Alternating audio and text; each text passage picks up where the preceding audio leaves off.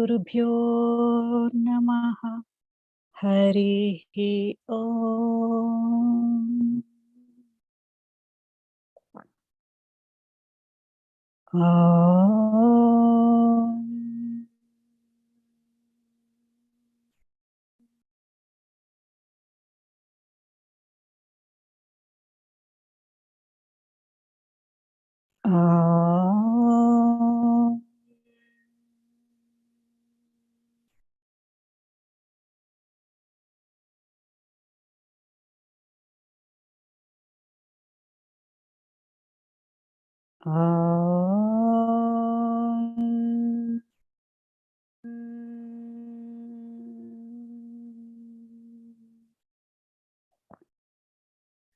गुरुर्ब्रह्मा गुरुर्विष्णुः गुरुर्देवो महेश्वरः गुरुर्साक्षात् परं ब्रह्मा तस्मै श्री गुरवे नमः।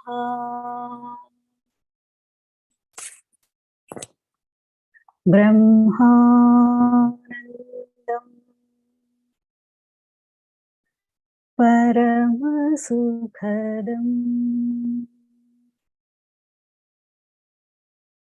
केवलं ज्ञानमूर्तिं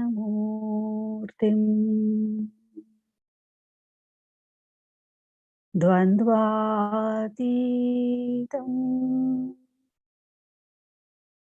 गगनसदृशं तत्त्वमस्यादिलक्ष्यम् एकं नित्यं विमलमचलं सर्वधी साक्षिभूतम् भावातीतं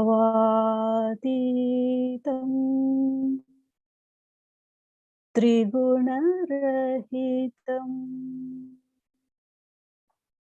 सद्गुरुं तं नमामि। ॐ नमो ब्रह्मादिभ्यो ब्रह्मविद्या सम्प्रदाय कर्तृभ्यो वंश ऋषिभ्यो महाभ्यो नमो गुरुभ्यः। सर्वोपप्लवरहित प्रज्ञानघन प्रत्यगर्थो ब्रह्मैवाहमस्मि।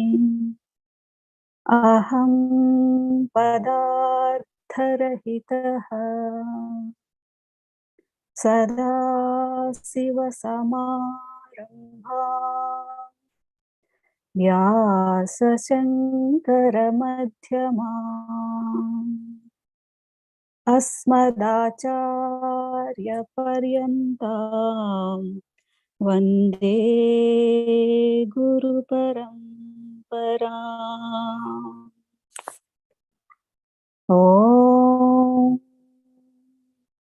सहना भवतु सहनौ भुनक्तु सह वीर्यं करवावहै तेजस्विनावधीतमस्तु मा विद्विषावहै।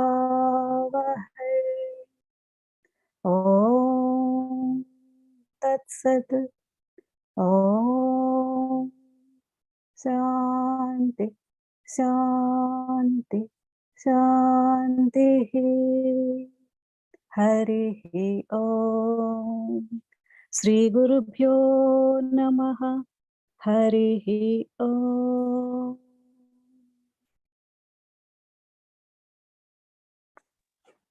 హరి ఓం అమ్మ. हरिः ओम अंडी हरिः ओम अंडी చదవండి. 44వ పద్యం అండి, శ్లోకం అండి. గురురాదిరనాదిశ్చ గురుః పరమదైవతం గురుమంత్రో సమో నాస్తి తస్మై శ్రీ గురవే నమః. తాత్పర్యం: గురువే సమస్తమునకు మొదటివాడును, తనకు ఆది లేనివాడును, శ్రేష్టమైన దైవమును అగుచున్నాడు. గురుమంత్రమునకు సమానమైనది లేనే లేదు. అట్టి పరమాత్మ స్వరూపమైన సద్గురువు కొరకు నమస్కారం.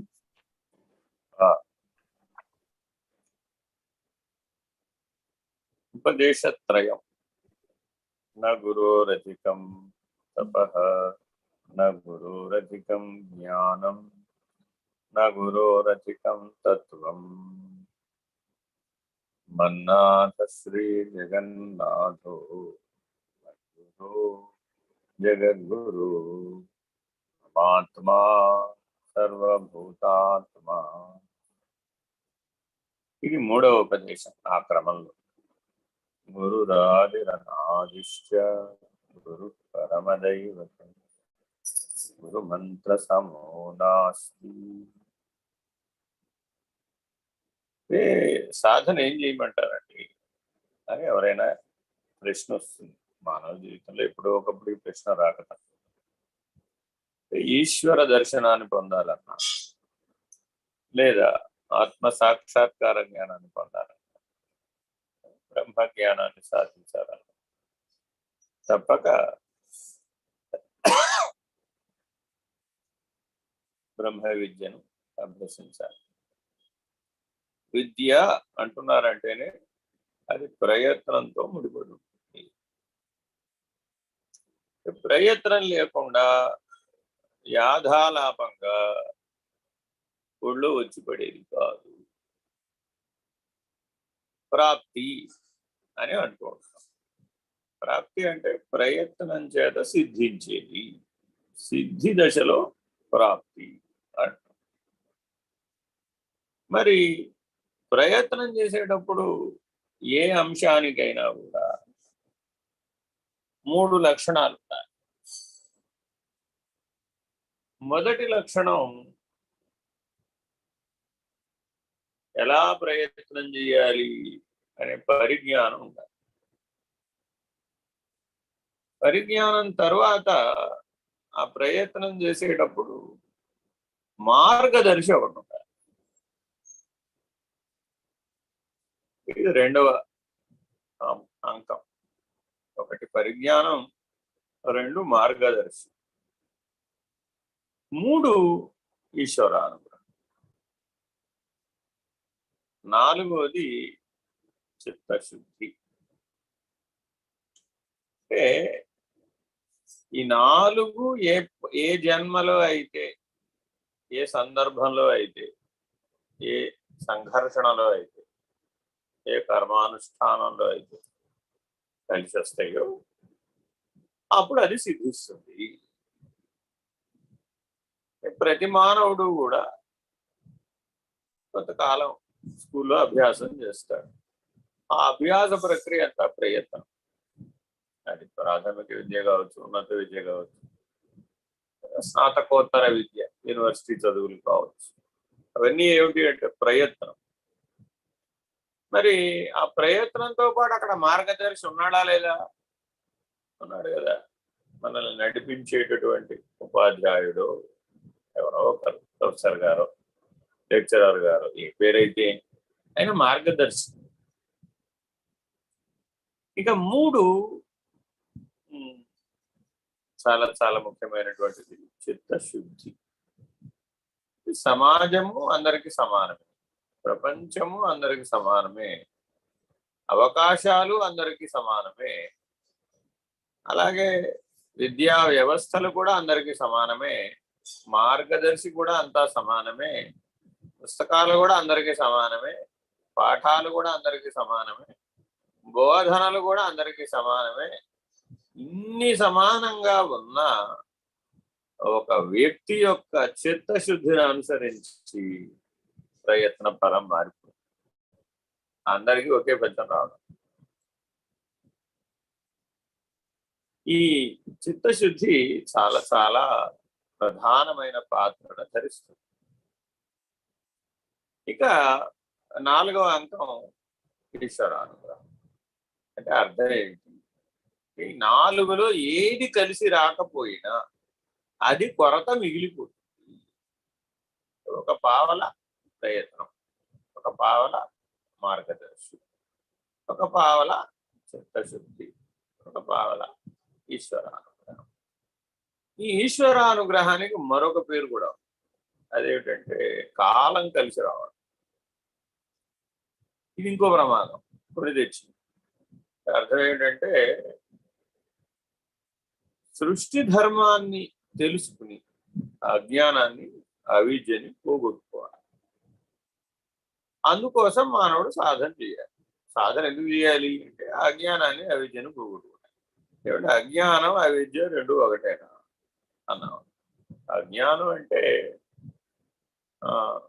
ఇర్రేషనల్, రేషనాలిటీ లేకపోవడం, హేతువుని, కారణాన్ని తెలుసుకోగలిగే సామర్థ్యం లేకపోవడాన్ని అజ్ఞానం అంటే. కార్యకారణ వివేకం లేకపోవడాన్ని అజ్ఞానం అంట. అవిద్య అంటే ఏమిటి? దృగ్దృశ్య వివేకం లేకపోవడం అవిద్య. ఇంతేనా అండి? ఇంకేమైనా ఉన్నాయా అంటే 5 వివేకాలకి 5 పేర్లు ఉన్నాయి. నిత్యానిత్య వస్తు వివేకం లేకపోవడం, అలాగే ఆత్మానాత్మ వివేకం లేకపోవడం, 3వ స్థాయిలో సదసద్వివేకం లేకపోవడం, 4వ స్థాయిలో కార్యకారణ వివేకం లేకపోవడం, 5వ స్థాయిలో దృగ్దృశ్య వివేకం లేకపోవడం. జాగరూకులే గమనిస్తే వేదాంతంలో మానవ జీవితం ఎట్లా జరుగుతోంది అని ఈ 5 వివేకములు లేకపోతే ఎలా ఉంటుంది అనేది మొట్టమొదట పరిచయం చేస్తుంది. అంటే నిత్యానిత్య వస్తు వివేకం లేదనుకోండి, ఆయనకి గురువు అవసరం లేదనిపిస్తుంది. అసలు నా గురువు ఎందుకంటే నాకే అన్నీ తెలుసు, నాకు తెలిసిందే కరెక్ట్, నేను చెప్పేదే కరెక్ట్, నేను చేసేదే కరెక్ట్. అహంకారం, ఇది కూడా అకారంతోనే ఉంటుంది. చానిత్య వస్తువు ఎవరికైతే లేదో వాళ్ళు అహంకారిగా జీవిస్తారు. సరే, 2వ మెట్టు అదేమిటి? ఆత్మానాత్మ వివేకం లేదు. ఈ ఆత్మానాత్మ వివేకం లేదని ఎడ తెలుసుకోగలుగుతాం అంటే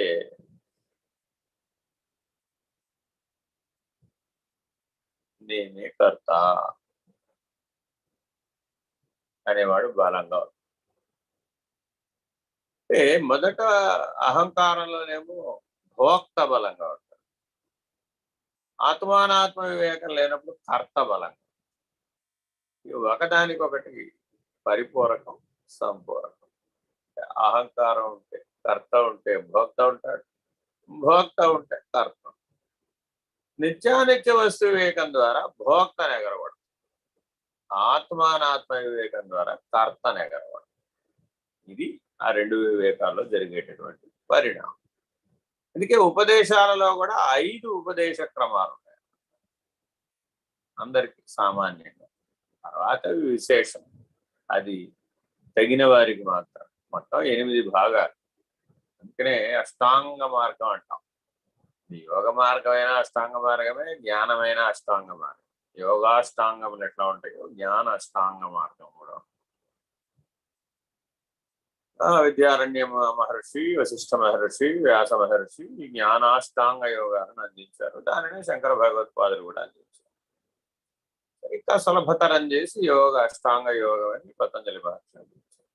ఏదైనా 8 భాగాలు ఆ చుట్ట చివరి కైవల్య స్థితికి చేరుకోవడానికి. మనకి శరీరాలు కూడా 8 శరీరాలు. ఆ 8 శరీరాలను పోగొట్టుకోవాలి. ఇది వేదాంతంలో చాలా చాలా చాలా చాలా ప్రాధాన్యత వహించేటటువంటి అంశాలు. సరే, మానవ జీవితాన్ని సామాన్యులైన వాళ్ళు, సాధకులైన వాళ్ళు ఏ దృష్టితో చూడాలి? తమ జీవితాన్ని తాము స్వాధ్యాయనం చేయాలి. ఆ స్వాధ్యాయనం చేసేటప్పుడు భోక్తగా ఎంత శాతం జీవిస్తున్నారు, కర్తగా ఎంత శాతం. భోక్తను ఎగరగొట్టడానికి ఒక అష్టాక్షరి మంత్రము, పంచాక్షరి మంత్రము, దీన్ని ఆణవీ దీక్ష అంటారు. మొట్టమొదటి ఉపదేశాన్ని ఆణవీ దీక్ష అంటారు. ఇంకో పంచాక్షరి, ఓ అష్టాక్షరో, ఓ షోడశాక్షరం, ఓ నవాక్షరో, ద్వాదశాక్షరో, చతుర్దశాక్షరం, ఏది వీలైతే అది సులభంగా ఉండేవి చెప్తారు. త్రియక్షరి కూడా ఉంటాయి, అలాంటివి కూడా చెప్తారు. ద్వ్యక్షరి కామమంత్రం ఇలా కూడా ఉంటాయి, ఇలా చెప్తారు. అవి ఆణవీ దీక్ష అంటారు.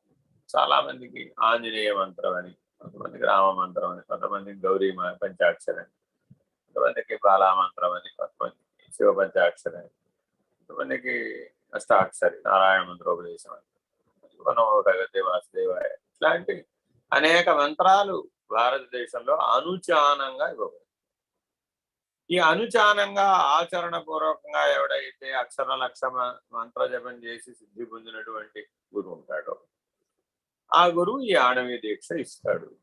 అతని ద్వారా ఈ శిష్యుడు నిత్యానిత్య వస్తు వివేకాన్ని పొందుతాడు. తద్వారా ఆ భోక్త అనేటటువంటి వాడు బలహీనమవుతాడు. వైరాగ్యానికి వైరాగ్య భాగ్యోదయం కలుగుతుంది. మానవుడికి కలగవలసిన భాగ్యం ఒకటి ఉందట. అదేమిటంటే వైరాగ్య భాగ్యం. అదేమిటండి, అష్టైశ్వర్యాలు లేదు కదా అంటే, అష్టైశ్వర్యాల వల్ల రాదు, అష్టలక్ష్ముల వల్ల కూడా రాదు. అది కేవలం మహాలక్ష్మి, మహామాయాస్వరూపుడైనటువంటి మహాలక్ష్మి యొక్క దయతో వస్తుంది. ఆవిడ అనుగ్రహం ఉంటే వైరాగ్యం వస్తుంది. అమ్మ అనుగ్రహం అంటే అర్థం ఏమిటంటే వైరాగ్యం ఉండడం. అమ్మ దయ ఉంటే అన్నీ ఉన్నట్టే అంటాం. అంటే అర్థం ఏమిటయ్యా అంటే ధనధాన్యాలతో తొలతూగుతాడని కాదు, వాడికి ఆ జన్మలో వైరాగ్య భాగ్యోదయం కలుగుతుందని అర్థం. ఎందుకంటే వైరాగ్యం అనే భాగ్యం లేనటువంటి వాడికి ఆత్మానాత్మ వివేకం రానే రాదు. సరసను పోగొట్టుకోగలిగే అవకాశమే లేదు. కాబట్టి అమ్మే అక్కడ తొలి గురువు. నిత్యానిత్య వస్తు వివేకం నేర్పేది ఎవరయ్యా అంటే ప్రకృతి, అమ్మవారే. అందరూ పూజలు, జపాలు, తపాలు, యజ్ఞాలు, యాగాలు, ఆరాధనలు, నావేద భక్తి మార్గాలు, మతాలు, ఈ రకరకాల ఆచారాలు, సంప్రదాయాలు, అసలు ఈ ప్రపంచం అసలు చూస్తా ఉంటే మానవుడు ఎప్పటికైనా తేల్తాడా అనిపిస్తూ, అంత విస్తారమైన ప్రపంచం. ఏకారణ్యం, ఎడిపోతున్నావో తెలియదు, దారి తెన్ను అంతకంటే తెలియదు. అలాంటి దాంట్లో ప్రవేశింపజేస్తుంది అమ్మవారు. ఇది అమ్మదయ్య అంటే. తీసుకెళ్ళి ఎత్తి అక్కడ పడేస్తుంది అంతే. ఇంకా వీడు గిలా గిలా గిలా గిలా గిలా కొట్టుకుంటాడు. ఎడు పోవాలో తెలియదు, ఎలా చేయాలో తెలియదు, ఏం చేయాలో తెలియదు, ఎవరిని ఆశ్రయించాలో తెలియదు. ఇంకా శాస్త్రారణ్యంలో పడి కొట్టుకుంటూ ఉంటాడు, సంప్రదాయం అనే అరణ్యంలో కొట్టుకుంటూ ఉంటాడు, విస్తారమైనటువంటి సాధనలు అనే అరణ్యంలో కొట్టుకుంటూ ఉంటాడు. ఇలా ఈ కొట్టుకోగా అప్పటికి ఒక మార్గదర్శి ఉంటే గాని నా పని నడవదురా బాబు, ఓ దారి చూపేవాడు ఉంటే గాని అరణ్యంలోంచి నేను బయటపడలేను, నా సప్రయత్నం వల్ల ఏం లాభం లేదని చేతులు ఎత్తేసే దశకు వస్తాడు. అప్పుడు వస్తాడు మార్గదర్శి. అప్పటి వరకు రానేరాడు, పక్కనే ఉంటాడు, కానీ వాడు గురువు అని నీకు తెలియదు.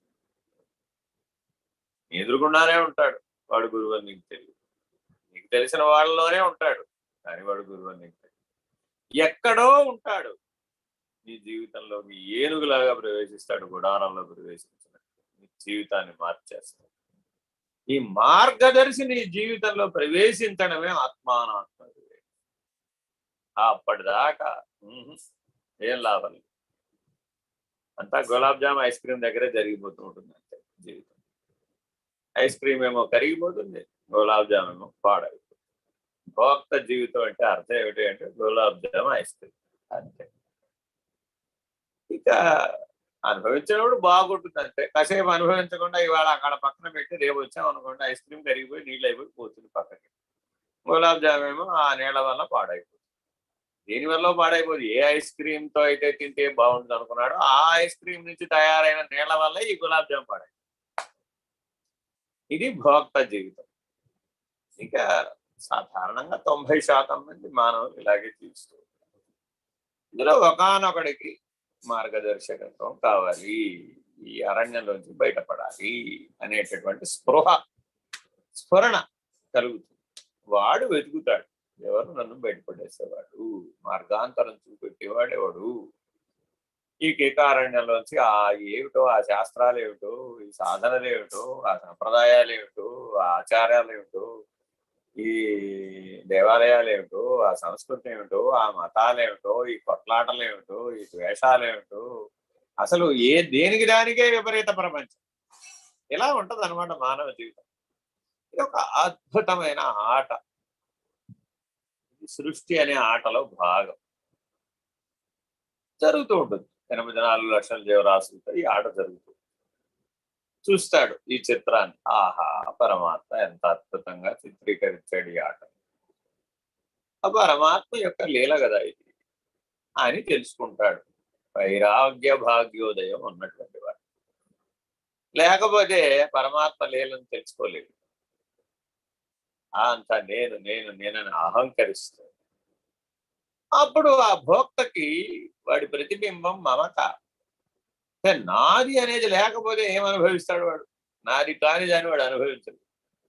కాబట్టి భోక్త ఎప్పుడు దేంట్లో బలంగా ఉంటాడంటే నాది అనే దాంట్లో బలంగా ఉంటాడు. నా ఇల్లు, నా కారు, నా ప్రపంచం, నా సంసారం, నా మనుషులు, నా వాళ్ళు, నా పుస్తకాలు, నా మార్కులు. చిన్నపిల్లల దగ్గర కొట్లాడుకుంటూ ఉంటాం. చిన్నప్పుడు స్కూల్లో చదువుకున్నప్పుడు మాస్టర్ దగ్గరికి వెళ్ళి కొట్లాడేవాళ్ళం. ఏంటంటే 25 మార్కులకు పరీక్ష పెడితే మాస్టర్ 24.5 వేశారట. అర మార్క్ ఎందుకు తీసేశారు మాస్టర్ మీరు? ఏమిట్రా 24.5 వేసా కదా, నువ్వు ఆనందించవచ్చు. ఆహా, పోయిన అర మార్క్ సంగతి చెప్పండి ముందు. నా మార్కులు కదా, ఈ మార్కులు కాదు కదా. కానీ నేను కదా పరీక్ష రాసి, నేను అన్ని కరెక్ట్ గానే రాసా కదా. అన్ని కరెక్ట్ గా రాసినా కూడా ఒక దగ్గర తప్పు రాసేవారు. ఏం తప్పు రాశానండి? పుస్తకంలో ఏముంటే అదే రాసేవరా, నీ తెలివేం వాడలేదు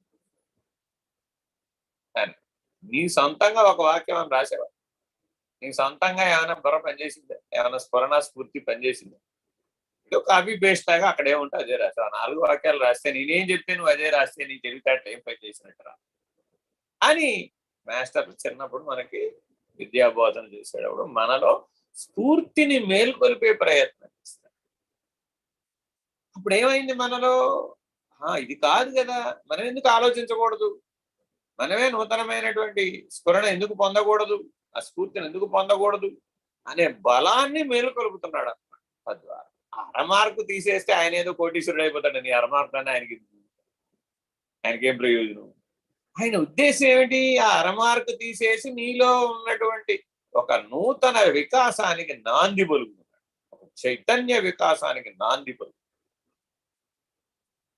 అలాగే ఆత్మానాత్మ వివేకం దగ్గరకు వచ్చేటప్పుడు గురువు వచ్చిన శిష్యుడు ఏమనుకుంటాడంటే, ఎన్ని సాధనలు చేసి వచ్చాను, ఎన్ని తీర్థయాత్రలు చేసి వచ్చాను, ఎన్ని పుస్తకాలు చదివాను, ఎన్ని ఉపదేశాలు పొందాను, ఎంతమంది మహానుభావులు దగ్గరికి వెళ్ళాను, ఇలా ఏమిటేమిటో నెత్తి మీద బరువు మోసుకుని వస్తాడు.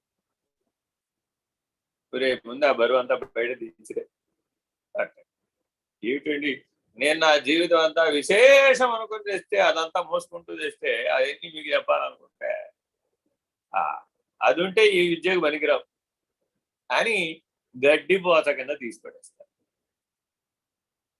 అంతే.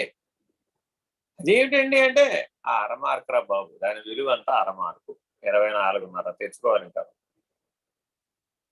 అదేమిటి, జీవితంలో నేను ఇన్ని పనులు చేశాను, భగవద్గీత ఇన్ని పారాయణం చేశాను, 1,00,000 జపం చేశాను, 1,000,000 జపం చేశాను, అన్ని సాధనలు చేశాను, ఇన్ని సాధనలు చేశాను, ఇంత ప్రపంచాన్ని ఇదేను, ఇన్ని కోట్లు సంపాదించాను, అన్ని డిగ్రీలు సంపాదించాను, అన్ని ఇది చేశాను, అంతమందిని పెంచాను, ఎంతమంది చేశాను. ఓహో, వాడి జీవితం అంతా ఎకరో పెట్టాను. చెప్పడం అయిపోయిందా? ఇదంతా అరమార్కు అట. ఎన్ని మార్కులు వస్తారంటే అరమార్కు వచ్చిందట. ఈ అరమార్కు తోటి నీకు మా సిద్ధి ఎలా వస్తున్నారా బాబు అంటే, వ్యావహారిక జీవితానికి పారమార్థిక జీవితంలో వచ్చే మార్కులు అరమార్కు. ఈ సత్యం మాకు మా మాస్టర్ ఒక ఆయన చెప్పారు చిన్నప్పుడు. మా తెలుగు మాస్టర్ పట్టాభిరామ శర్మ గారు ఉండేవారు. ఆయన చెప్పారు. ఎలా చెప్పారంటే, నాయన నేను రోజు అనుష్ఠానం చేస్తాను నాయన. నా చిన్నప్పటి నుంచి అంటే వారికి 5 ఏళ్ల వయసు అప్పుడే సంధ్యావందనం, పౌరోహిత్యం, వారి స్మార్తం నేర్చుకున్నారు, వేద విద్య నేర్చుకున్నాను ఆయన. నేను రోజు నిత్యానుష్ఠానం చేస్తాను. మా ఇంట్లో మా నాన్నగారు సోమయాజి, నిత్యాగ్నిహోత్రులు. ఆ జీవితంతో వచ్చారు ఆయన. చదివేటప్పుడు స్వరభంగం గనక అయితే, ఒక్క అపస్వరం గనక ఉచ్చారణలో దోషం వస్తే మా నాన్నగారు బావి దగ్గరికి వెళ్ళి 108 బకెట్లు స్నానం చేసిరాను ఆయన అనేవారు. అదిటే విద్య నేర్పింది వాళ్ళ నాన్నగారు నేర్పిన విధానం. చిన్నపిల్లవాడని క్షమించలేదు. 5 ఏళ్ల పిల్లాడు 8 ఏళ్ల పిల్లాడు అని అనుకోలే. మంత్రభాగం నేర్చుకునేటప్పుడు, వేద విద్య నేర్చుకునేటప్పుడు స్వరభంగం అయిందట అంతే. స్వరభంగం అవడం ఎంత పెద్ద విషయం. ఇప్పుడు మన వాళ్ళందరూ మంత్రాలు చదువుతూ ఉంటారు. తెలిసిన వాళ్ళని వింటూ ఉంటే అనిపిస్తూ ఉంటుంది, అయ్యో ఈ పిల్లలు బాగా పెద్దవాళ్ళై తల నెరిసిన తర్వాత మంత్రభాగాలు నేర్చుకునే ప్రయత్నం చేస్తున్నారు. వీళ్ళకి స్వరదోషాలు ఎన్నో వస్తున్నాయి కదా. మీరే కాదు, అనేక మంది మంత్రభాగాలను పఠిస్తున్నప్పుడు వాళ్ళు ఆయా దోషాలు తెలుసుకోకుండానే పఠిస్తూ ఉంటారు. అది దోషం అని తెలియదే, గుర్తించలేడు, సరి చేసుకోలేడు. కానీ మరి తెలిసి ముట్టుకున్నా తెలియక ముట్టుకున్నా అగ్ని దహించడం దాని ధర్మం. అలాగే సృష్టి ధర్మం తన పని తాను చేస్తుంది. వాళ్ళ నాన్నగారు నేర్పిన విధానం మాకు చెప్పారు. బావి దగ్గరికి వెళ్ళి 108 బకెట్లు తోడి పోసుకుని స్నానం చేసి రావాలి. మళ్ళా ఇప్పుడు మళ్ళా స్వరభంగం చేస్తాడా? ఇంకా అయిపోయింది, ఫినిష్డ్. ఎందుకు అంత కఠినమైనటువంటి పరీక్ష, అంత కఠినమైన శిక్షణ ఎందుకు ఇవ్వాలి? మామూలుగా వ్యావహారిక విద్యలాగా గ్రేస్ మార్కులు వేసి పాస్ చేసేయచ్చుగా. మొన్న మధ్య ఒక అబ్బాయిని కలిశారు. ఏమిట్రా తప్పేమిట్రా అంటే, నేను కరోనా బ్యాచ్ సార్ అన్నాడు. ఊరిని కరోనా బ్యాచ్ అయితే ఇంటి దగ్గర చదువుకుంటున్నారు. నేను ఎవరన్నా? పుస్తకాలు లేవా? ఇంటర్నెట్ లేదా?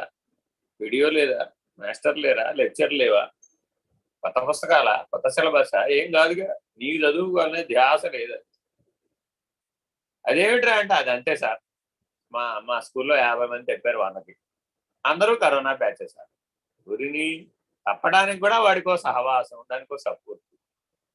ఇంతకు ఎన్ని వచ్చినాయి మార్కులు అంటే 100కి 10 మార్కులు వచ్చినాయి. వీడికి 100కి 10 మార్కులు వచ్చిన వాడు కూడా కారణాలు చెప్పేవాడు. మన జీవితంలో కూడా మనం పరమార్థిక విద్యను ఎందుకు పొందలేదు, ఆత్మానాత్మ వివేకాన్ని ఎందుకు పొందలేదు అంటే కారణాలు చదువుతాయి. ఆ కారణం వల్ల కుదరలేదండి, ఈ కారణం వల్ల కుదరలేదండి, అప్పుడు పెళ్ళి అయిందండి, అప్పుడు పిల్లలు పుట్టారండి, వాళ్ళ బెదరమే సరిపోయిందండి, ఈ ఉద్యోగం చేయడమే సరిపోయిందండి, ఆ ఉద్యోగం చేయడం సరిపోయిందండి, ఈ వ్యాపారం చేయడం సరిపోయిందండి, ఆ వ్యాపారం చేయడం.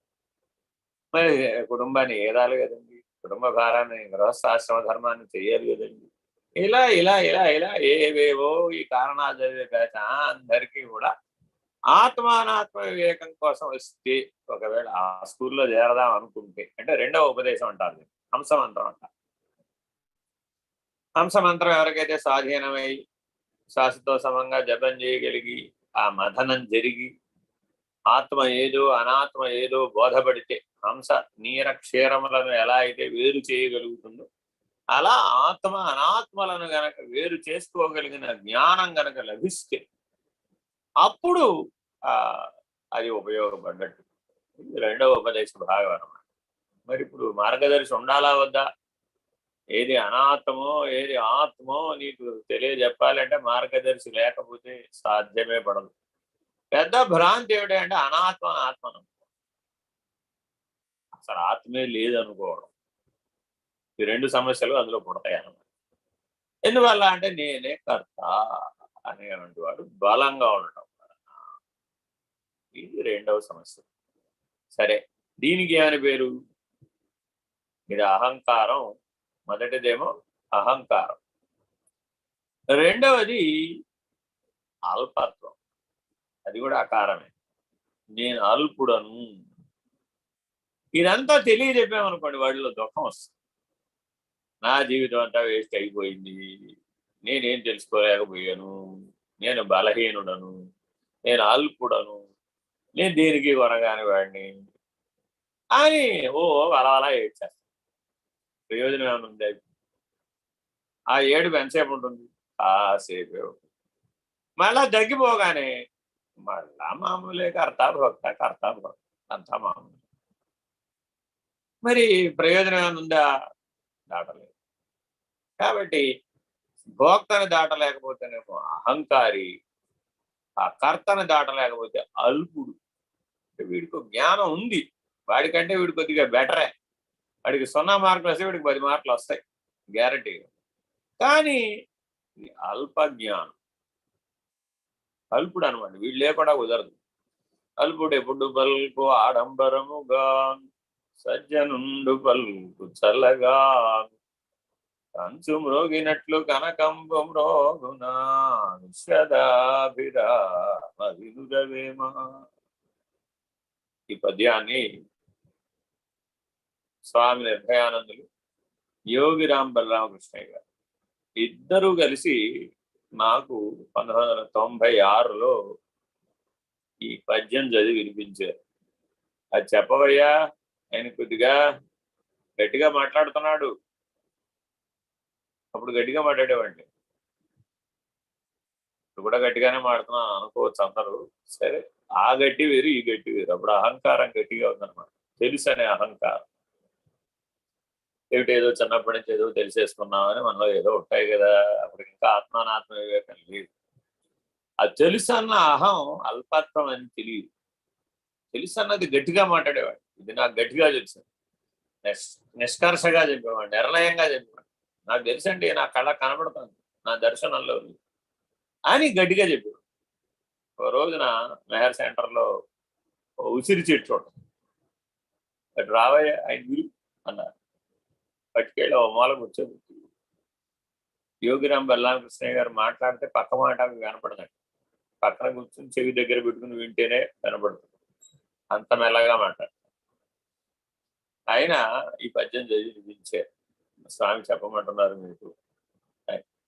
ఏమిటయ్యా అంటే, సజ్జనుండు పలుకు చల్లగా, కంచు మ్రోగినట్లు కనకంబు మ్రోగున. కంచుకున్న విలువ ఎంత, కనకానికున్న విలువ. ఎందుకు వేదాంతంలో కర్మకాండలో హిరణ్మయం, ఆ ప్రకాశానికి, ఆ బంగారు వర్ణానికి ఎందుకు ప్రాధాన్యత? అది జ్ఞానం. వాడు చల్లగా పలుకుతాడు. Very very important. నాకు తెలుసు అనేటటువంటి అహం అన్నటువంటి అల్పత్వం ఉన్నవాడు కంచు మోగినట్టు మోగు. కళ్ళు తెరిపించారు ఒక్క దెబ్బకి, ఒక 2 నిమిషాలే అంతే. మరి ఇంకా దాంతో విరిగిపోతుంది అనమాట మనలో ఉన్నటువంటి అనాత్మ భావన. అలా రెప్పపాటులో మనలో ఉన్న అహంకారాన్ని విరిచేయగలిగినటువంటి సామర్థ్యం కలిగిన వాడు సద్గురు.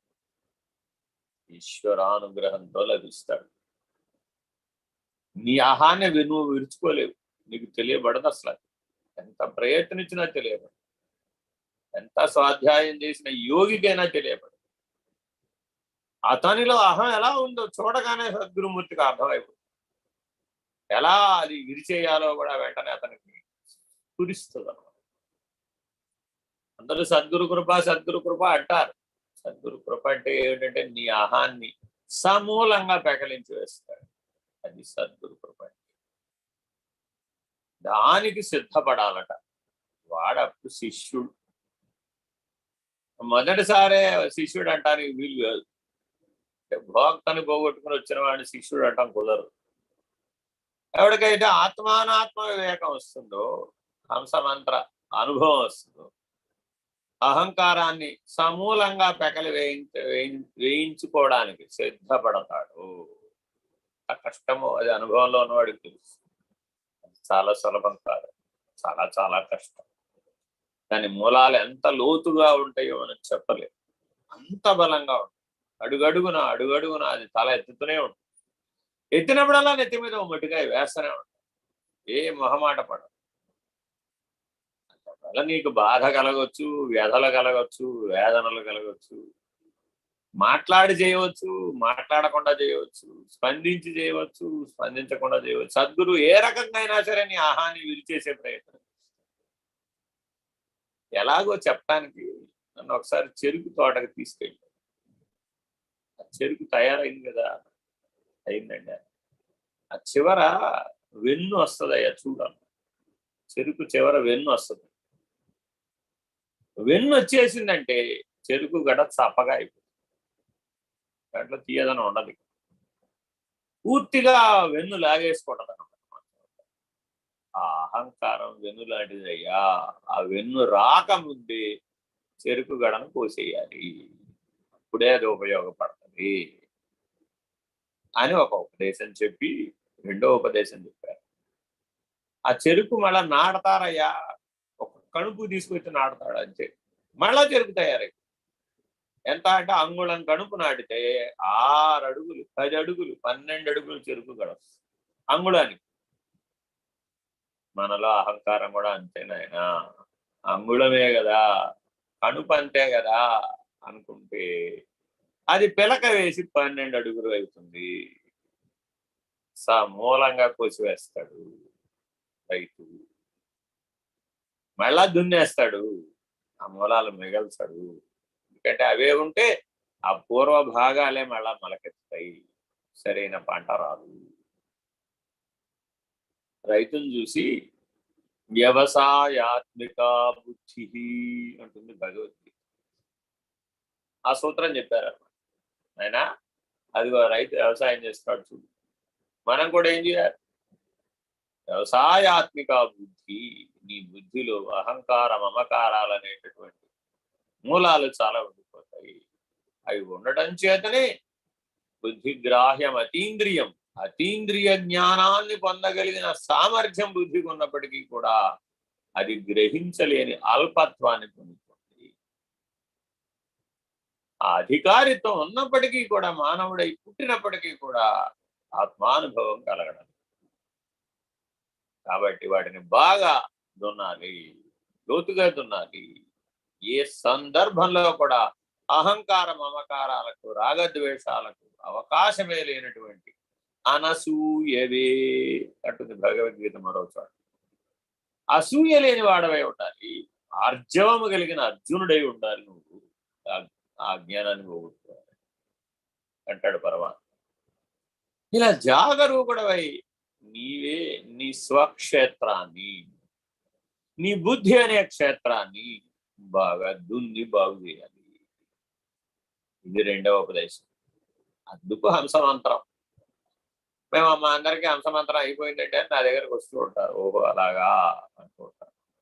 ఆ దృష్టితో చూస్తాం, వీడిలో అహంకార మమకారాలు ఎలా ఉన్నాయి, రాగద్వేషాలు ఎలా ఉన్నాయి, ఈర్ష్య అసూయలు ఎలా ఉన్నాయి, ఏమైనా పోయినాయా అని పరిశీలనంగా చూస్తూ ఉంటాం. అంటే అవి పోగొట్టుకోని వాడికి ఈ హంసమంత్రాల ప్రయోజనం. అలాగే ఆ భోక్త అన్న లక్షణాన్ని పోగొట్టుకోని వాడికి పంచాక్షరి కానీ, అష్టాక్షరి కానీ, షోడశాక్షరి కానీ ఏం ప్రయోజనం ఉంటుంది? అంటే మాంసపిండం మంత్రపిండం అవ్వాలి కదండి అంటే అవుతుంది, గురువు ఉంటే అవుతుంది. మరి గురురాదిరనాదిశ్చ గురు పరమదైవతం. గురువుని అలా విశ్వసించాడా? విశ్వసించాలంటే సదసద్వివేకం ఉండాలి. నీ గాఢ నిద్రావస్థలో మేల్కొలిపేవాడెవడో వాడు నీకు సదసద్వివేకాన్ని ఇవ్వగలరు. మెలకువలో ఏదో మాటలు చెప్పేవాడి వల్ల లాభం లేదు. వీడు నిత్యానిత్య వస్తువే కానీ మెలుకొస్తాడు. ఎవడైతే నిన్ను గాఢ నిద్రావస్థలో మేలుకొలుపుతాడో ఆయన మేలుకొలి ఎక్కడో ఉంటాడు, శిష్యుడు ఎక్కడో ఉంటాడు, గురువు ఎక్కడో ఉంటాడు, అక్కడి నుంచి మేలుకొలుపుతాడు. ఆ మేలుకొలుపును అందుకు ఉన్నటువంటి శిష్యుడు మేలుకొంటాడు. గాఢ నిద్రావస్థకున్న సాక్షిత్వంలో మేలుకొంటాడు. అప్పుడు వస్తుంది సదసద్వివేకం, అప్పుడు వస్తాయి మహావాక్యాల అనుభవాలు. ఇది మూడవ ఉపదేశం. ఇది సదసద్వివేకాన్ని అందించేది మహావాక్య బోధ. అలా ఎవడైతే గాఢ నిద్రావస్థకు సాక్షిగా మేలుకున్నాడో వాడు పనికొస్తాడు, ఆత్మానుభవంతో ఉంటాడు, వాడు బ్రహ్మానుసంధానానికి పనికొస్తాడు. అందుకని వాడికి ఆయా విధానాలలో బోధ చేస్తాడు. అయితే ఆ మౌఖికంగా అంటే ముఖతా చెప్పేటటువంటి బోధ నిమిత్తం, ఆంతరికంగా చేసేటటువంటి బోధ మేలుకొలుపు, సామర్థ్యం, శక్తిని అందించడం, సహాయం చేయడం, ఆ మేలుకొలుపునివ్వడం చాలా చాలా ముఖ్యం. అది లేని బోధ నిష్ఫలం. వాచా వేదాంతం అంటారు, అనుష్ఠాన వేదాంతం కాదు. అందుకని సాధకులైనటువంటి వాళ్ళు మొదటి ఉపదేశం దగ్గర ఆగిపోయేటటువంటి వాళ్ళు 50% మంది ఉంటారు.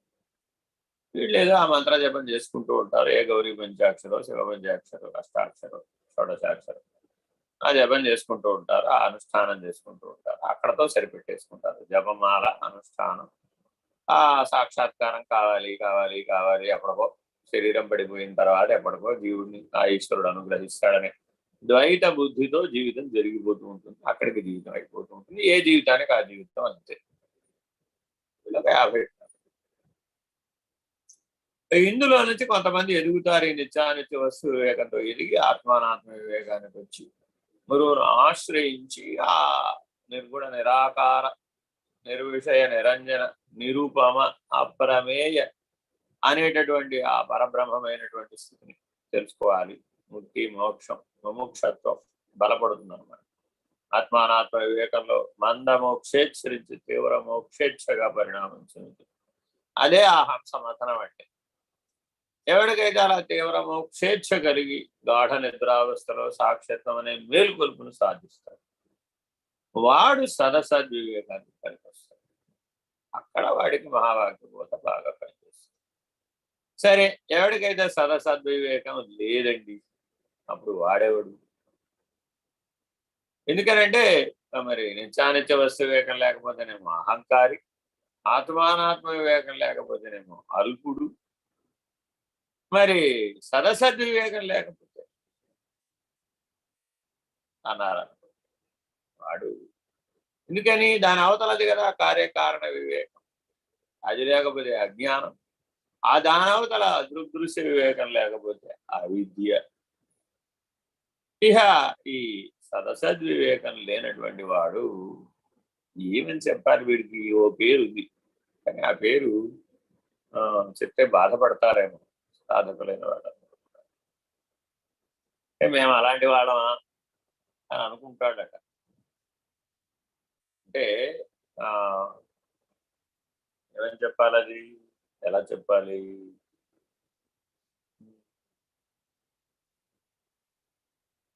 దంభో దర్పోభిమానస్య క్రోధ పారుష్యమేవ చ అజ్ఞానం చాభిజాతస్య అథా సంపదమా. అభిజాత్యం కలిగినటువంటి వాడు, ఈ సదసద్వివేకం లేనటువంటి వాడు అభిజాత్యం అనే అభిమానగ్రస్తుడు. ఇలాంటి వాళ్ళు చాలా మంది కనబడతారు.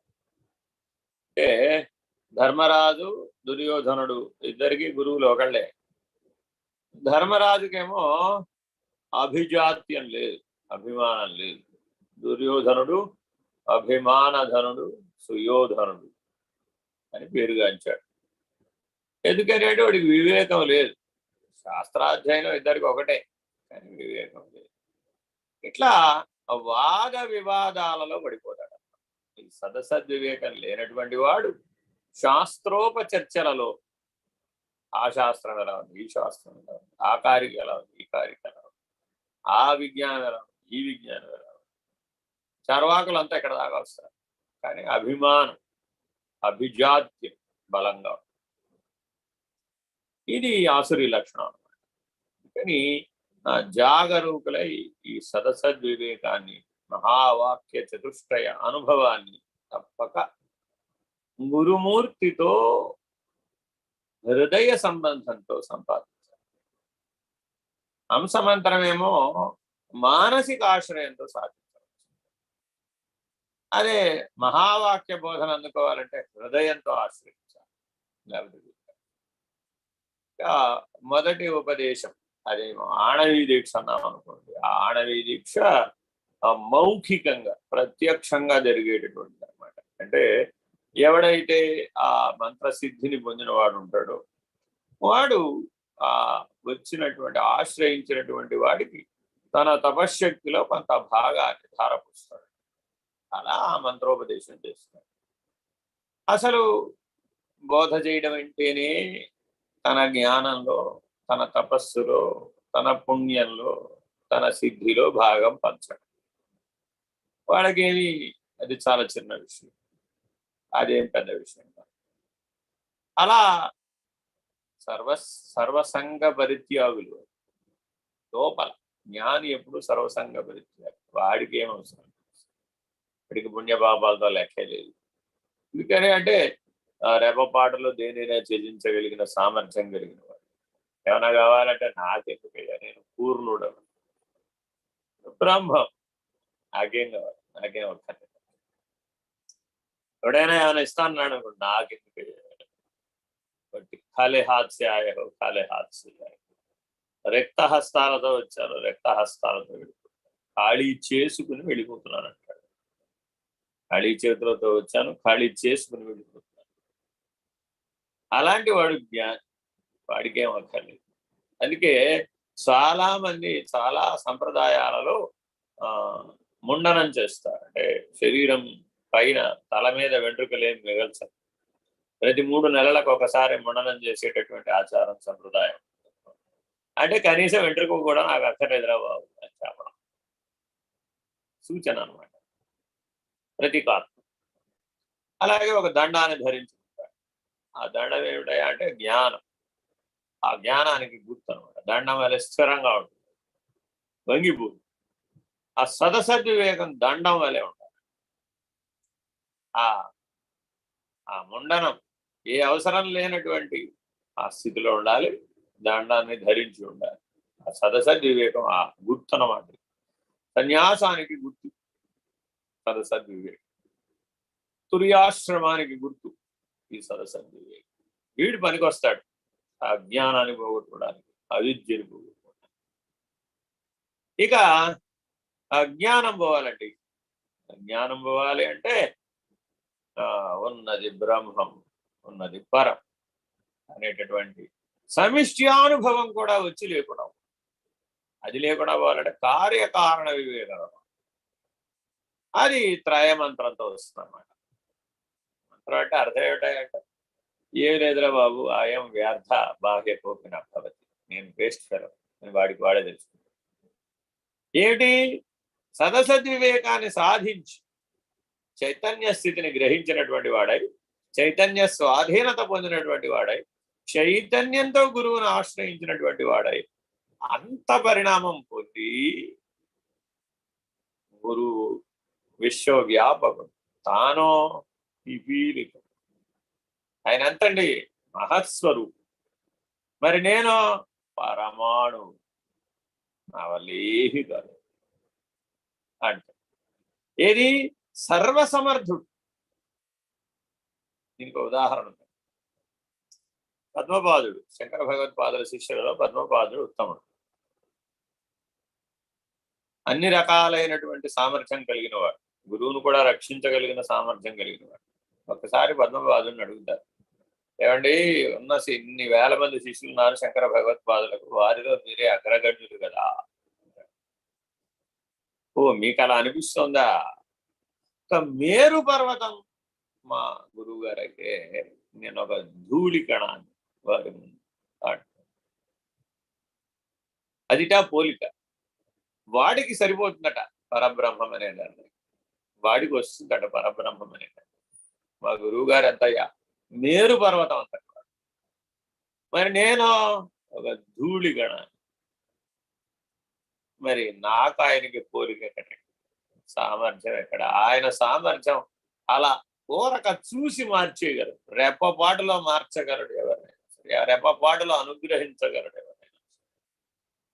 అలా అనుగ్రహించాడు తోటకాచార్యుడు. అలా పైనుంచి కిందకు చూశాడు అంతే. నిరక్షర కుక్షి ఏ పాండిత్య గరిమ లేనటువంటి తోటకాచార్యులు సకల వేద పారంగతమైన పాండిత్యం ఆ జ్ఞానం లభించింది అంతే.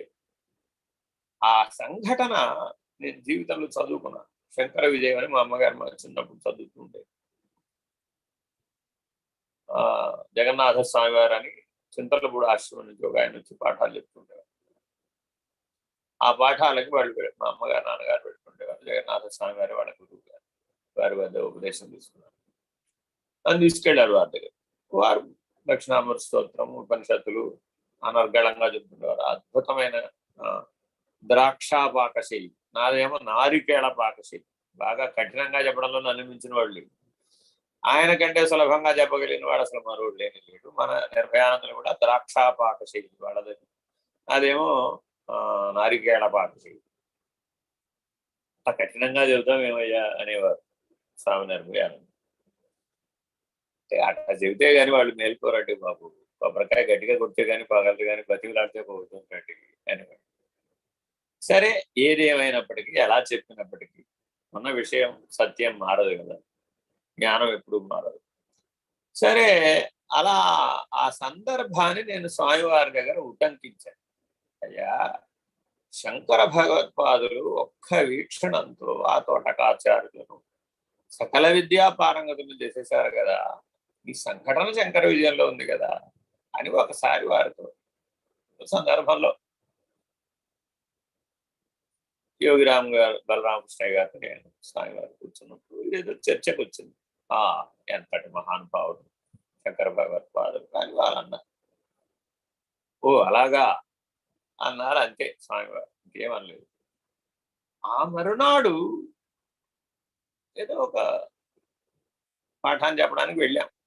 వెళ్తే నాకేం తెలియదు, నాకు అసలు ఏం, ఒకరింటికి తీసుకెళ్లారు అనమాట.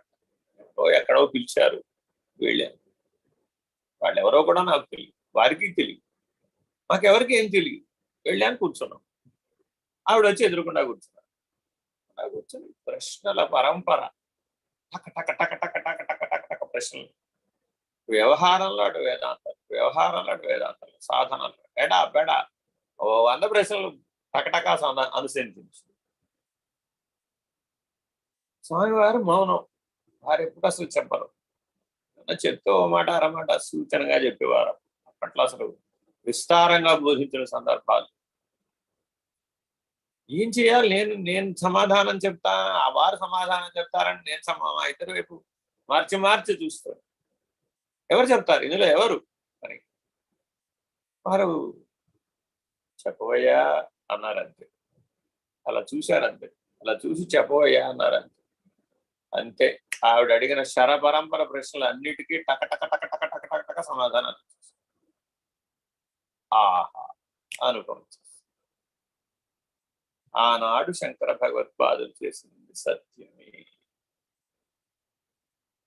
అది ఊరికి ఏదో మనల్ని మేల్కొల్పడానికో లేకపోతే ఎవరో కవితాత్మకంగా చెప్పినది కాదు అని స్వానుభవంలో వచ్చేసింది. అంటే గురువు గనక సంకల్పిస్తే ఒక శిష్యుణ్ణి మార్చాలి అంటే రెప్పపాటు చాలు. కానీ ఆ స్థితిలో ఈ శిష్యుడు ఉండాలి కదా. మరి ఒక సందర్భంలో ఏమన్నారంటే, కోతికి కొబ్బరి బొండం ఇచ్చామనుకో ఏం చేస్తుంది? ఆ కొబ్బరి బొండం పగలగొట్టడం దానికి రాదు కదా. అటు తిప్పుతుంది, ఇటు తిప్పుతుంది, మీద వేసుకుంటుంది, కింద వేసుకుని, కాళ్ళు చేతులు నలగొట్టుకుంటాం. కాబట్టి శిష్యుడు ఎప్పుడు కోతిలాగా ఉండకూడదు. గురువు కొబ్బరికాయ ఇచ్చినా, ఉపదేశం అనే కొబ్బరికాయ ఇచ్చినా ఏం చేసుకుంటాడు ఈ కోతి లాంటి శిష్యుడు? కోతి కొబ్బరికాయ దొరికితే ఎట్లా ప్రయోజనం లేదో అట్లా మహానుభావుడైనటువంటి వాడు నీకు నీ జీవితంలో తారసపడినా ఆయన చెప్పే ఉపదేశం నీకు కొబ్బరి బొండంలాగా ఎందుకు కొరగా. సంసిద్ధుడైనటువంటి సత్శిష్యుడు, సరి అయినటువంటి సద్గురువు ఒకరికొకరు తారసెల్లడమే ఈ సృష్టిలో అత్యద్భుతం అంటాడు పరమహంస. వివేకానందుడు వారి దగ్గరికి వచ్చినప్పుడు ఈ సృష్టిలో అత్యద్భుతం ఏదో తెలుసా నరేన్ ఏంటండి అంటే సరి అయినటువంటి పరిపక్వత కలిగినటువంటి సత్శిష్యుడు రావడం, అతనికి సరి అయినటువంటి సద్గురువు తారసట. ఇంతకు మించినటువంటి అద్భుతం ఈ సృష్టిలో లేనే లేదు. ఆ జన్మలో 6 నెలల్లో తరించేస్తాడు ఆ శిష్యుడు. ఆ మాట కూడా అంటారు రామకృష్ణ బోధామృతంలో. 6 నెలలలో జరిగిపోతుంది తరించడం. 6 ఏళ్ళు, 36 ఏళ్ళు, 6 జన్మలు, 60 జన్మలు, అంత అవసరమే ఉంది. అలాంటి వాడు సత్శిష్యుడు అంట. ఆహా, ఈ సందర్భం తర్వాత నాకు ఈ సందర్భం వెంటనే గుర్తొచ్చింది. ఆహా, సద్గురుమూర్తి దొరికేశాడు. రెప్పపాటులో తన సామర్థ్యాన్ని నాకు అందివ్వగలిగినటువంటి సామర్థ్యం ఉన్నటువంటి వాడు. నాకు ఆవిడ అడిగిన ప్రశ్నల్లో ఏ ఒక్క ప్రశ్నకి సమాధానం నాకు బ్లాంక్. నా బుద్ధిలో ఒక్క ప్రశ్నకు ఆన్సర్. ఏది అప్పటికి నేనేదో చదివేసుకున్నాను అన్న వాడికి కూడా ఏదో చదివాను, ఎంతమంది దగ్గరకు వెళ్ళాను, ఏదో చేశాను, ఏదో ఆ కవచాలు చదివాను, ఈ కవచాలు చదివాను, ఆ స్తోత్రాలు చదివాను, ఈ స్తోత్రాలు చదివాను, ఏదో మన గురించి మన చరిత్ర గురించి మన మీద మనకి ఎంతో విశేషమైన లక్షణాలు ఉన్నాయని అనుకున్నా అక్కడ ఎందుకు వరగాలి 1/2 మార్కు రాలేదు. ఆవిడ ముందు 0, 1/2 మార్కు రాలే, 0 మార్కులే వచ్చింది. రెప్పపాటులో వారు ఆ సామర్థ్యాన్ని కనుక ఇవ్వకపోతే ఏం చేయాలో కూడా తెలియదు. కింగ్ కర్తవ్యతా శూన్యత. మరి 1/2 గంటలో అంతా సీన్ మారిపోయిందంటాడు. అంతా పూర్తయిపోయింది. ఆవిడ అంతా సమాధాన పడిపోయింది. అంతే, అరగంట సేపే ఉన్నాం. ఒక 1/2 గంట ఆవిడ ప్రశ్నల పరంపర, ఒక 1/2 గంట సమాధానాల పరంపర. ఫినిష్డ్. మేము వచ్చిన పని అయిపోయింది అన్నారు, బయలుదేరాం. చక్కమని బయలుదేరి వచ్చేసాం, అయిపోయింది. ఇప్పుడు ఆవిడ కోసం అక్కడికి వెళ్ళారా, నన్ను ఉద్ధరించడానికి అక్కడికి తీసుకెళ్ళారు. ముందు చూపు గురువు. వ్యక్తిని తీర్చిదిద్దేటప్పుడు ఎంత జాగ్రత్తగా తీర్చిదిద్దుతాడు ఆ గురువు. అతని భవిష్యత్తును చూస్తాడు, లోక కళ్యాణాన్ని కాంక్షిస్తాడు. ఈ వ్యక్తిని తీర్చిదిద్దితే వీడు ప్రపంచానికి పనికొస్తాడు. తల తీసి అక్కడ పెట్టమంటే పెట్టగలుగుతాడు వీడు. అలాంటి వాడు సత్శిష్యుడు. వీడిని ఉద్ధరించడానికి మనం ఏదైనా చేయవచ్చు అని గురువు అనుకోవాలి. అంటే ఆయన తన సర్వశక్తులను కూడా ధారపోసేస్తాడు. అలా పోస్తే పట్టగలిగే శక్తి ఉండాలి కదా అని యోగిరాం బలరామకృష్ణయ్య గారు ఒక సందర్భంలో. సరేనండి, సత్సాయిబాబా వారు మహానుభావుడే, షిరిడి సాయిబాబా వారు విశ్వసద్గురువే, అవతార మెహర్ బాబా గారు అవతార స్వరూపుడే, రాముడు గొప్పవాడే, కృష్ణుడు గొప్పవాడే. మనం అందరం వాళ్ళందరికీ పూజలు చేస్తున్నాం, ఆరాధనలు చేస్తున్నాం, భజనలు పాడుతున్నాం, ఏదో చేస్తున్నాం. వాళ్ళు మనందరికీ జ్ఞానం ఇవ్వడం కోసమే వచ్చామన్నారు. వాళ్ళు ఇస్తున్నామని కూడా చెప్తున్నారు. మరి మనం పట్టగలుగుతున్నామా? ఒక ఉపమానం చెప్పారు. ఆకాశంలో నుంచి గంగ దిగిందయ్యా, పట్టగలిగిన వాడికి ఉంటే కదా దిగింది. గంగావతరణం ఘట్టం ఎందుకు చెప్పారు? ఆ గంగావతరణం అనే ఘట్టంలో నువ్వు తెలుసుకోవాల్సిన ఆ గంగను భరించగలిగే సామర్థ్యం ఉన్నవాడు పరమశివుడు. నువ్వు పరమశివుడుగా జీవించాలయ్యా. నువ్వు భరించలేకపోడు, నువ్వు పట్టలేకపోడు. విశ్వవ్యాపకుడు, పరబ్రహ్మవు, పరశివమూర్తి. చేతకానిది ఏమిటి అసలు? నువ్వు అల్పుడవు కానీ అల్పుడు అన్నావంటే వెళ్ళిపోయావు. మళ్ళా రెండవ ఉపదేశం నేను అహంకారాన్ని ఇక మొదటి ఉపదేశం దగ్గరికి వెళ్ళిపోయి, ఇక అభిజాత్యం అన్నావు మూడో ఉపదేశం దగ్గర బెడ్డాగి, అజ్ఞానం అన్నావు 4వ ఉపదేశం దగ్గర బెడ్డాగి. ఎంతమంది అయితే జ్ఞానాహంకారం చేత, సదసద్వివేకం అనే జ్ఞానాహంకారం చేత ఆగిపోయే వారందరూ కూడా అజ్ఞానులే. వాళ్ళకి త్రయమంత్రోపదేశం ఉన్నప్పటికీ కూడా అది గుడిగా పరగా ప్రయోజన శూన్యం, అజ్ఞానులు. సరేనండి, ఇప్పుడు త్రయమంత్రం కూడా పూర్తి అయిపోయింది. ఆ అజ్ఞానం కూడా పోయింది, జ్ఞాన అయిపోయాడు. ఎష్టి సమిష్టి అనుభవం అంతా వచ్చేసింది. ఆ పిండాండ బ్రహ్మాండ సాక్షిత్వం కూడా వచ్చేసింది. జ్ఞాత కూటస్థుల అభేదం కూడా అయిపోయారు. ఉన్నది పరబ్రహ్మమే, ఉన్నది పరమే అనే నిర్ణయంతో వచ్చాడు మళ్ళా గురువు గారి దగ్గర. ఆహా, ఇప్పుడు దృగ్దృశ్య వివేకం, ఆ విద్య అనే ఆవరణాన్ని రహితం చేస్తారు. ఈ ఆవరణ రహితం అయిపోయాడండి. ఇప్పుడు ఆ గురు గీతా ఉపదేశం మనకు అర్థమైంది. గురురాదిరనాదిశ్చ గురు పరమదైవతం. మరి ఆ స్థితిని సాధించాలంటే ఏ మంత్రంతో వచ్చాడయ్యా? గురు మంత్ర సమోనాస్తి. ఆ ఆవరణ రహితం అవ్వాలి అంటే వేరే మంత్రాలు పనికిరావు. ఆ సాక్షాత్ ఈశ్వరుడే గురువై రావాలయ్యా అనేవారు స్వామి. ఆ చివరి మెట్టు అవిద్య అనే ఆవరణం తొలగిపోవాలి.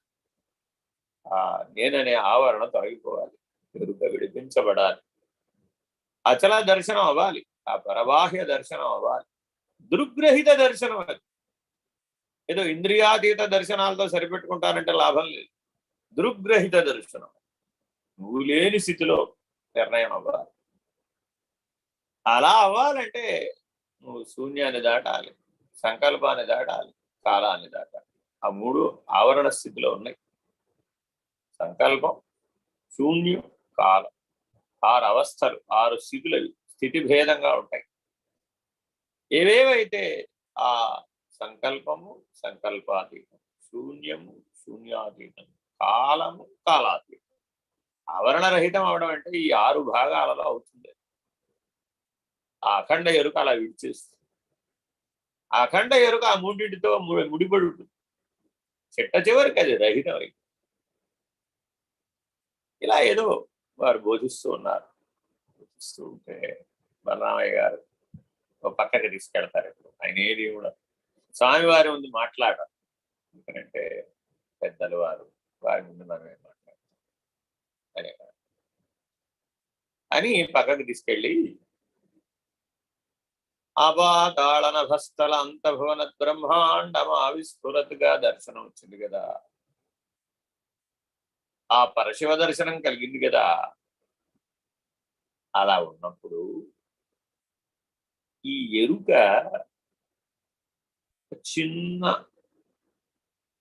దూది, ఎంత ఏమని చెప్పాలి నీకు, బ్యాండేజ్ కడతామే దూది, ఒక చిన్న ఇంజక్షన్ చేసినప్పుడు దూది ఎంత వాడతారు, అంత దూదట ఈ ఎరుక. అది ఒక్కసారిగా గప్పుమని వంటి గప్పుమని ఆరిపోతుంది రెప్పపాటు. అదేంటంటే అదే ఉపమానం. అవునయ్యా, హారతి కర్పూరం చివరికి అయిపోయినప్పుడు ఎలా ఆరిపోతుంది? గప్పుమని ఆరిపోతుంది. అలా ఆరిపోతుంది ఎరుక అని పెద్దలు సూచించారయ్యా బళసుభనాగన్ గారు అని మహానుభావుల యొక్క సూచన తెలియజేస్తుంది. విడవడం అంటే అట్లా విడుస్తున్నాడు. అప్పుడు ఏముంది, ఉన్నది పరబా, ఉన్నది ఉన్నట్టు ఉన్నాడు, ఆ వర్ణరహితంగా ఉన్నాడు. అలా దృగ్దృశ్య వివేకాన్ని అధిగమించేస్తుంది. ఇది పూర్ణం. ఇది పూర్ణ మంత్రం. అర్ద్రం జలతి, పూర్ణం జలతి, సర్వం జలతి, ఏదో చెప్తాం. అదంతా ఆ జలతి జలతి జలతి వ్యవహారం అంతా గొడవ. ఇది సరే ఇలా అవుతుంది. అలా దృక్ అనేది పోతుంది. అలా పోయిన వాళ్ళకి ఆ పూర్ణం సిద్ధించదు. సరే అక్కడి నుంచి మొదలయ్యేదంతా కూడా అచల సిద్ధాంతానికి సంబంధించినటువంటి అదేదో నిశ్చల దీక్షని, నిర్వాసన దీక్షని, అచల దీక్షని 4 దీక్షలు చెప్తారన్నమాట. మాటగా చెప్పడానికి ఏముంది, ఏదో రకంగా చెప్పచ్చు. కానీ నిజానికి అవన్నీ మౌన వ్యాఖ్యలో జరుగుతాయి. 8 భాగాలలో ఈ జన్మరాహిత్యం అనేది నిర్ణయం. ఆ చిట్ట చివర ఆ కేవలాత్మ నిరసన అంటారు దాన్ని. ఆ 3 అటు నిర్వాసన మౌనం ద్వారా పోగొట్టుకోవాలి. నిశ్చల నీరవ నిరీహ పరిస్థితి, ఆ చిట్ట చివరి లక్షణాలు అవి. నిశ్చల నీరవ నిరీహ నిర్వాసన మౌనం నిర్నిద్ర, ఆఖరి మెట్టు నిర్నిద్ర. అలా అవుతాడు అనమాట. అయితే అప్పుడు ఇక మిగిలింది పరబాహ్యమే, పరబయలే అంతే. అది అచలం, అది ఆఖరి మెట్టు 8. సరే, ఇలా జాగరూకులై ఈ పరిణామం పొందడానికి ఆధారభూతుడెవడు? ఈ మొత్తం పరిణామానికి ఆధారభూతుడు ఎవరండి?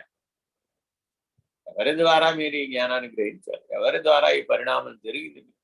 ఎవరి వలన, ఎవరి అనుగ్రహం వలన ఇది సాధ్యమైంది, ఇది సిద్ధి కలిగింది, ఇది సిద్ధ వస్తువుగా తోచింది? ఉన్నది ఉన్నట్లుగా నీకు ఎలా తెలియబడింది? గురురాదిరనాదిశ్చ గురు పరమదైవతం గురుమంత్ర సమో నాస్తి తస్మై శ్రీ గురవే నమః. అటువంటి గురుమూర్తికి నమస్కారం. వారి వశవర్తినై జీవించగలవారు అని వాగ్దానం చేయడమే గురు గీతా పారాయణ. గురువుకి వశవర్తినై జీవిస్తాననే జీవితాన్ని కలిగి ఉండడమే గురు గీతా అధ్యయనము పారాయణ. హరి ఓం. శ్రీ గురుభ్యో నమః. హరి ఓం. హరి ఓం. దేశికేంద్రాయ నమః.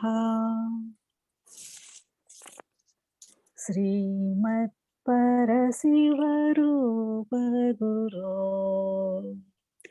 కామిత శోషిత లోక గురో విబుధా ప్రార్థిత లోక గురో అముద మదాంత సుదీప గురో